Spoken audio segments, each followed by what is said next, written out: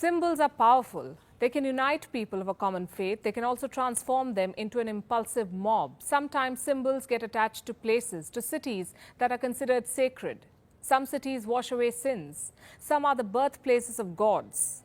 And some serve as the headquarters of a religion. But no city in the world has ever played a greater role in the history of a religion as Jerusalem has for Judaism, for Christianity, and for Islam.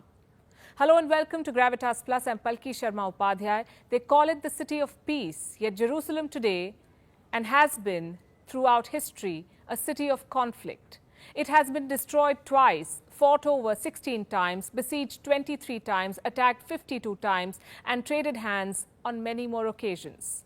Jerusalem has divided people. It has also united them in reverence as a holy land. What makes the city so special yet so complex? Let's break it down for you. I'll start with the history. Jerusalem is old, really old, 4,440 years or perhaps longer. Over the centuries of its existence, three major religions have fought for its control: Judaism, Christianity, and Islam. The Abrahamic religions, religions that view Abraham as a common forefather, a patriarch who is mentioned in all three of their holy books, the Torah, the Bible, and the Quran.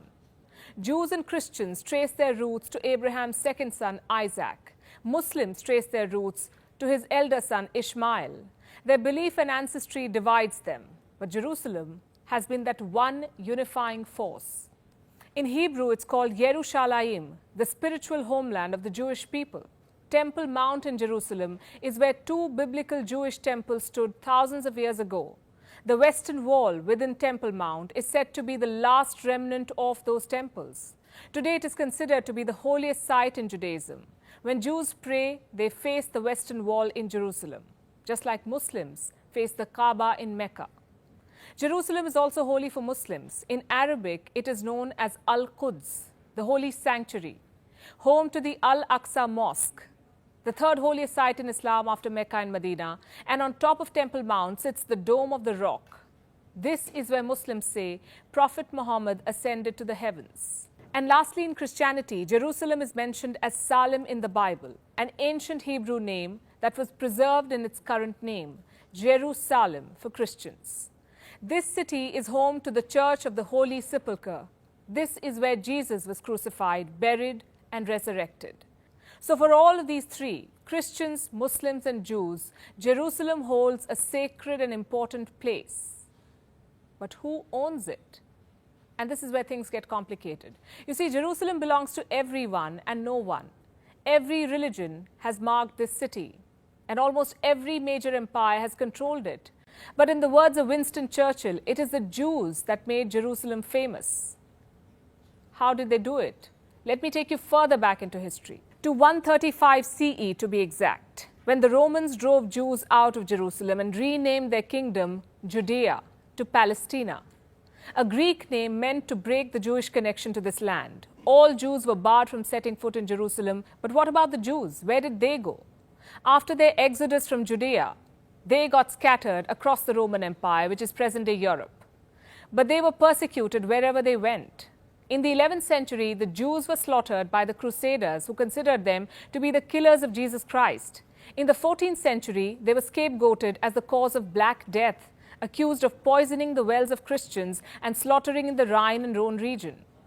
Their persecution went on till the 19th century, and this is when some Jews joined forces to protect their identity. They launched what is called Zionism, a religious, political, and ideological movement which had two aims. One was to put an end to the centuries of persecution, and two, to take Jews back to their ancient homeland. The Zionists believed that Judaism was as much a religion as it was a nationality, that the Jews deserved their own state, the same way the French deserved France or the Chinese deserved China. This movement is what brought Jews back to Israel. Today, Zionism is Israel's national ideology. Towards the end of the 19th century, Zionism led to a massive Jewish immigration to Palestine.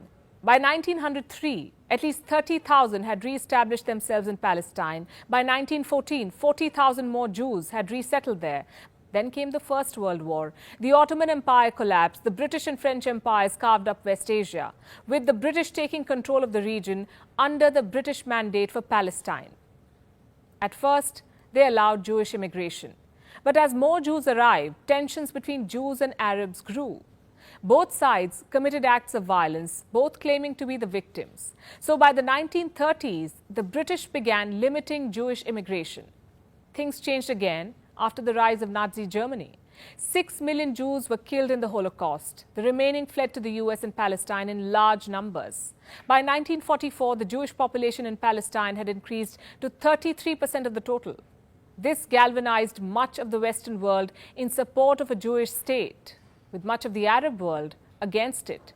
In 1947, as sectarian violence between the Arabs and the Jews grew, the United Nations approved a plan to divide British Palestine into 2 separate states, one for Jews called Israel and one for Arabs called Palestine. The city of Jerusalem was to become a special international zone, since it housed the holy sites of both religions. This plan was a colossal failure. The British first failed to prevent the violence and then washed their hands of all responsibility. They left the land in a mess, just as they left India and Pakistan after partition. The Jews accepted the UN plan. On 14th May 1948, they proclaimed independence. They formed a new state.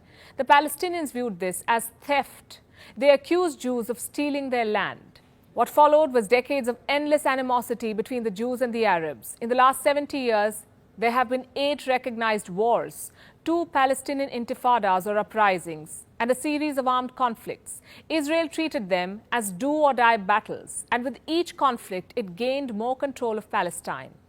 It helps to look at a map to understand this. This was Israel's map in 1947. It changed to this after the Arab-Israeli War of 1948. To this after the Six-Day War of 1967, and as of 2020, it looked like this, with East Jerusalem under Israeli control and Palestinian territories reduced to small ghettos. We are in 2021 now, and the Israel-Palestine conflict has resurfaced. Jerusalem has once again become a city under siege. In Gaza, buildings are shaking, streets are crawling with troops, and flashbangs are flying overhead.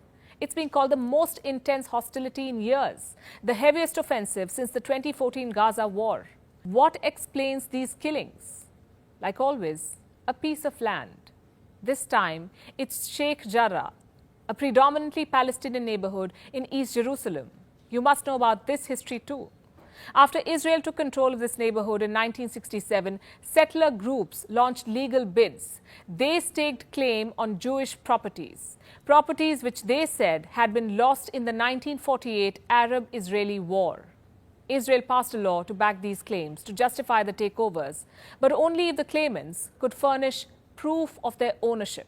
The latest case sought to remove 4 more families from this contested neighborhood. The verdict was expected to be delivered this week.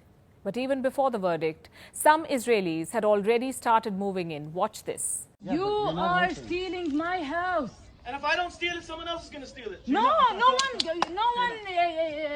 is allowed to steal it, ya ammi. If I don't steal it, someone else will. This video was by far the biggest catalyst in the ongoing conflict. It mobilized Palestinians who were already complaining of unwarranted restrictions on them during Ramadan.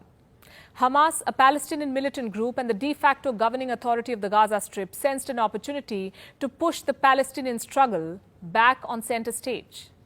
It launched rocket attacks on Israel. Israel responded in kind. It's been more than a week. The violence has not stopped. What will it take to end this violence? What will it take for peace to be restored in Jerusalem? 5 peace deals could not settle this dispute. 8 wars could not bury the differences. The Palestinians say if they drop the weapons, they will lose more land. The Israelis say if they drop the weapons, there will be no Israel. So Hamas shoots rockets and Israel bombs Gaza, as Jerusalem, the city of peace, struggles to live up to its name, its symbolism lost in its reality.